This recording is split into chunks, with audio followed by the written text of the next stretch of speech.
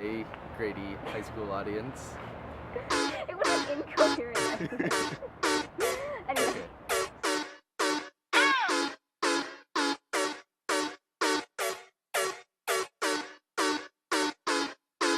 No matter what you say, what you do, when I'm alone, I'd rather. The experience, it's been pretty good. I've had a lot of fun. I've learned a lot, which is kind of what school's for. I first met Sam when he was in 8th grade at a speech and debate tournament at Emory. I've taught Sam for 3 years. I've taught Sam 3 years. I've known Sam since freshman year. We've been kicking it old school back since 9th grade. I mean, I have friends at Grady, and I interact with them, and they interact back with me. Everything about him is perfect. Yeah. It's fun because Sam is really good at like ganging up on people. He has a most interesting personality. Well, it's kind of like personality with the gum on the other side of the desk. There, but really funny once you start to get into it. That's why I eat gum from the other side of the desk. Well, Sam is approximately the funniest guy I know, so I love his humor. Favorite thing about Sam? Probably his extremely dry humor, his sarcastic jokes. I'd say his sense of humor. He has the stupidest jokes, and then he thinks they're the most amusing thing in the entire world. Because he doesn't laugh hysterically at a lot of things, but when you get him laughing hysterically, he literally can't stop laughing. So it's funny when he like gets into his little like trance of laughing and just can't stop. Sam rarely smiles. That is not something that he's particularly comfortable enjoying the moment or living in the moment.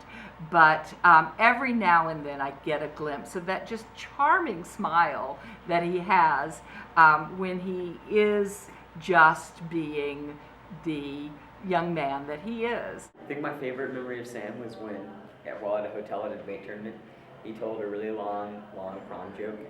And the punchline wasn't that good, and I was pretty disappointed. Well, I would have to say that'd be Sam's joke about the punch. Is he gonna tell the prom joke in this? I don't want to do my good short joke, but the prom joke is too long. And lo and behold, there was no punchline. It It was the joke. There's no punchline.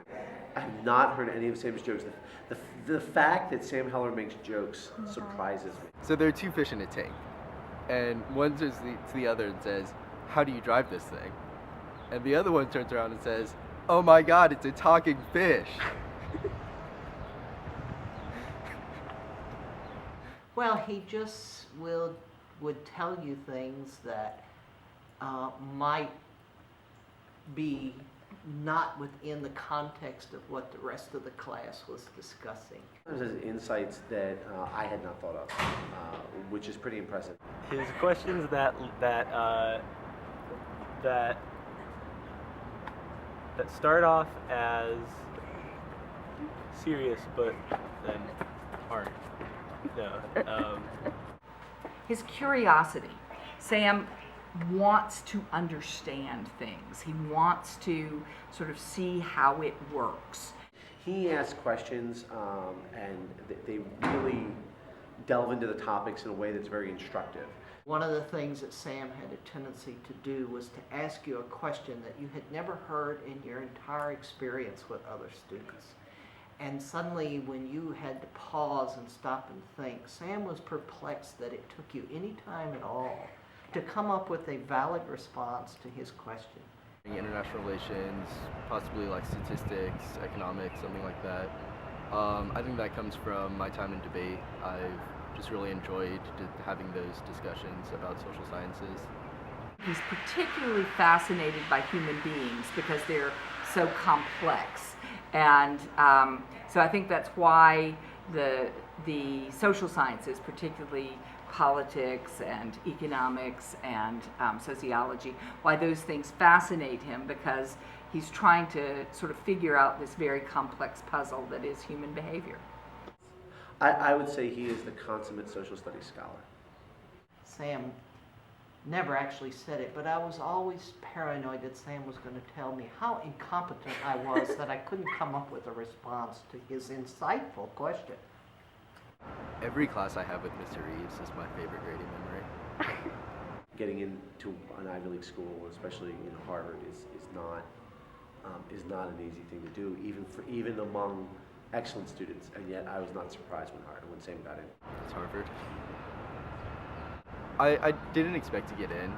Sam should be very successful anywhere he goes, and I hope that Sam pursues a field that will benefit society, because Sam has many intellectual gifts, and I want him to use those not only to bring glory and honor to his family, but also to Grady, and also make a significant contribution to society, because smart people, I think, have a responsibility to do that.